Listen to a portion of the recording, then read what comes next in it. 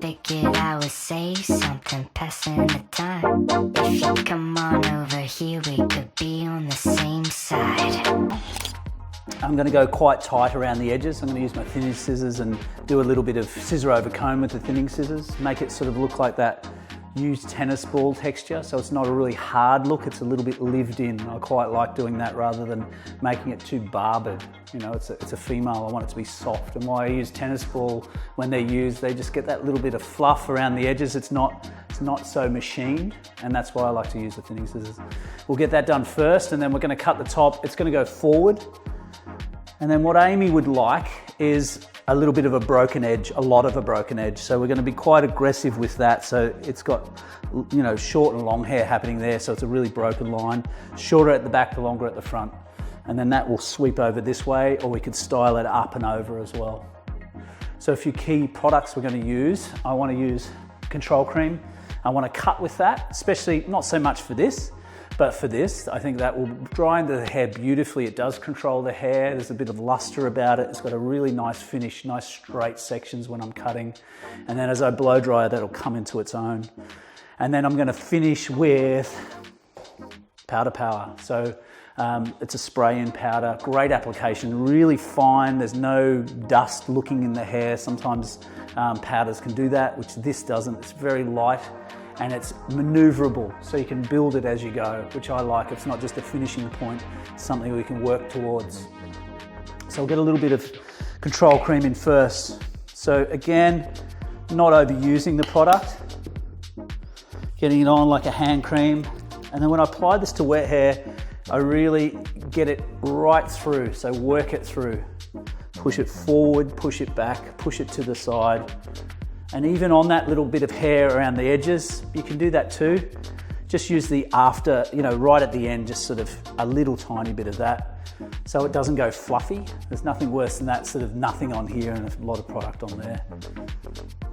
It's only a medium hold, so it won't set the hair in any way, but you can see how much shine you get on the hair, and you can work in with it, and then your sections just stay so much cleaner when you use a product to cut with.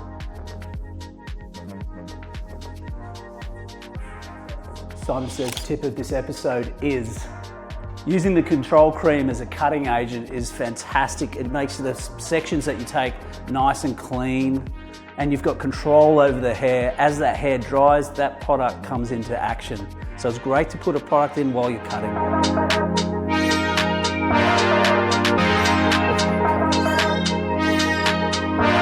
So the idea with the thinning scissor and the comb is to give it a little bit of a softer, still nice and tight and short, but it just doesn't cut off every hair. It's cutting off about 30% of the hair. So what you want to do is slow comb, fast scissor.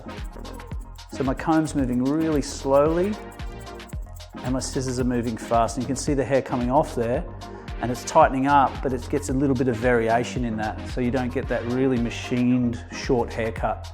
It's a little bit more feminine. It's a little bit more work for your hand, like my left hand, my scissor hand is working harder than normal. But it's a definitely worthwhile result. What I do is work in panels, so this panel, and then I just carry around the head like that. Don't go ahead of myself and do a bit here and a bit here. I've got to work really methodically and just work in a system.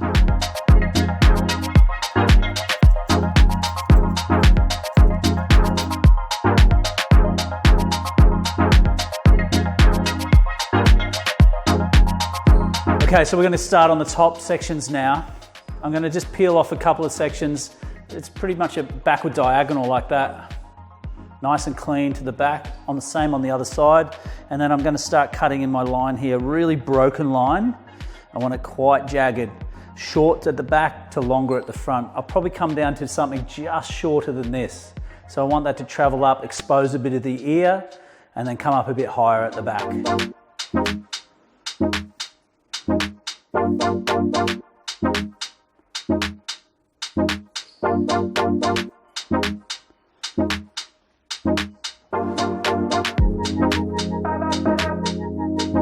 You can see that section there, two backward diagonal sections to a point in the middle.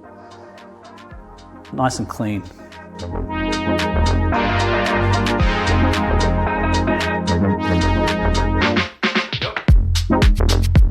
in a forward position, I'm going to start at the back. Just the wide teeth of the comb. I'm going to work really loosely on this. So I don't want it too refined. Still firm, still got plenty of tension on the hair, just with the wide teeth. And a deep point cut that in.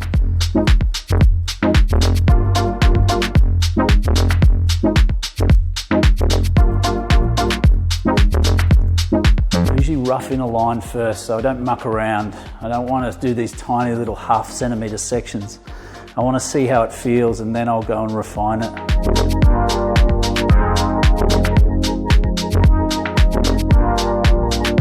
See how broken that is. It's exactly what I want.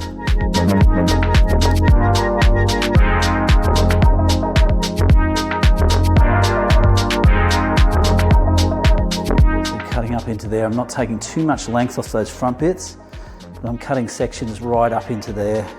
Just slide a few of the long wispy ones off. And then I'll detail that later. I want to take so much more out of there, but I just want to rough in my shape. Same on the other side.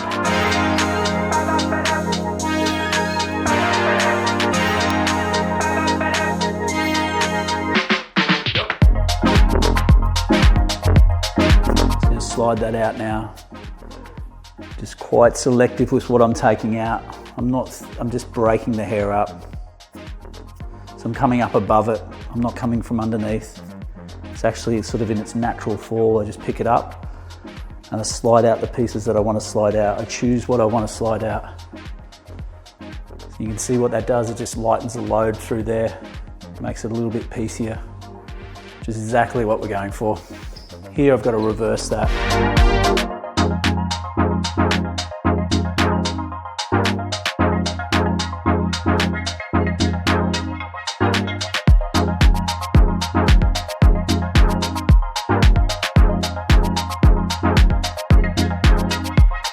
Okay, I'm going to work onto the top section now.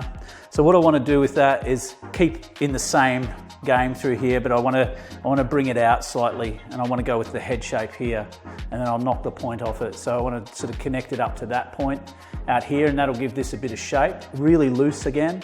And the top, I might not even cut that with a point cut. I'm just going to slide it out and see what we get, because I want to really remove a lot of bulk and have a lot of short and long pieces. It's still got to have a structure. You can't just slice it off and hope for the best or razor it off. You've still got to have a plan and know where you want the hair to sit. So it's really important when you're talking free haircuts and not so structured to have a plan. Still got to have a structure, and then you loosen up the technique.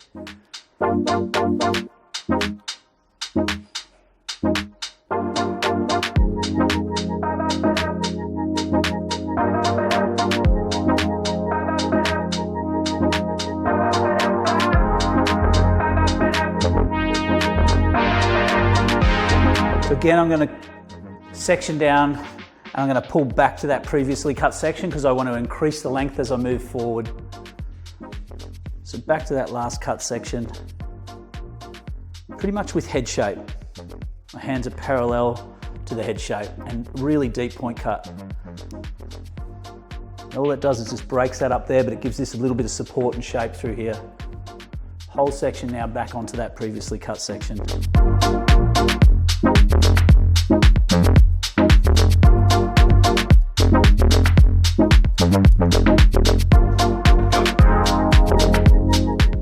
Is just detail this out a little bit, hold it down to where we're going, and just individually slide a few pieces out. See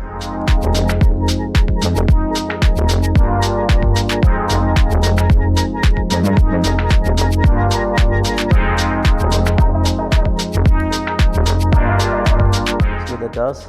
Just breaks that up, cuts really deep V's in there, and then that separates those ends. We come to the front, I'm just going to detail that and visually connect it up. I'm not really going to give it any technical support.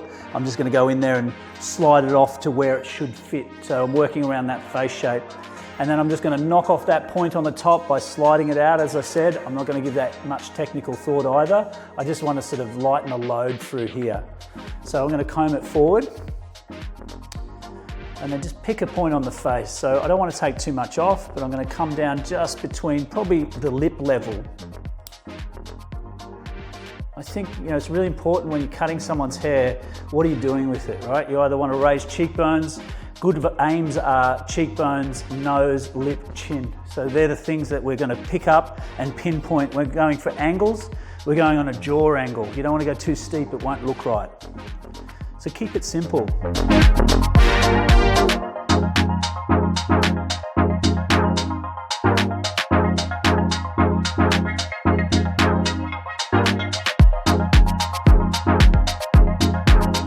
So here's sliding out the top.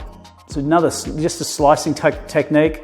I'm just pushing my fingers around so that I want to feed the hair into the scissors, just like that. So across the head, quite large section.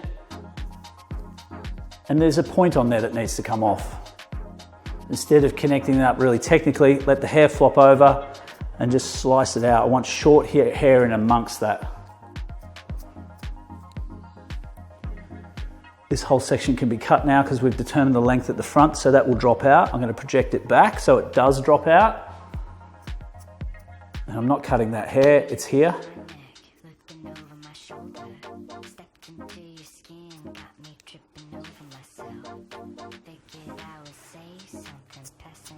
Just a bit more removal of weight through there. So bigger slices. Do it slower.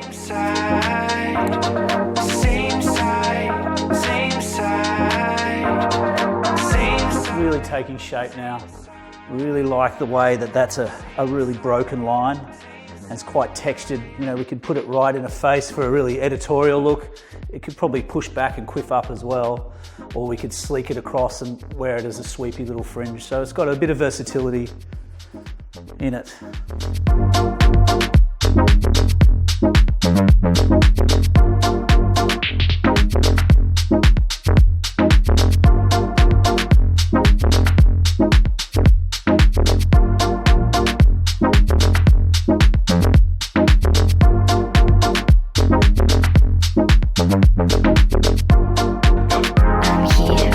Okay, so we come to the end of Amy's look, and it's all about some powder now. So Powder Power is a lightweight powder. It doesn't leave any residue on the hair, but it's got a bit of hold and a bit of play, so we can keep building on that. So it's easy to apply, just spray it on.